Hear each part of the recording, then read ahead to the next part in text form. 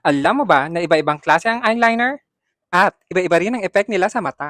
First, pencil eyeliner. Ito yung pinaka-beginner friendly, madaling i-control, perfect to sa tight lining, or natural look. Pwede mo ring i-smudge for a soft, smoky effect. 2. Liquid pen eyeliner. Super precise, kaya perfect sa winged eyeliner. Kailangan steady hand, pero once nasanay ka na, sharp and bold ang dating.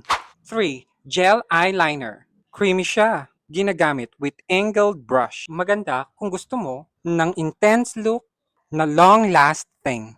Pwede din siya sa waterline. And so, ayan. Pencil for natural. Liquid for sharp. Gel for bold. Alin sa tatlo ang favorite mong gamitin? Pa-shoutout kay Chuchi dahil siya ang nag-request nito. Let me know your comments, pa-like, and share.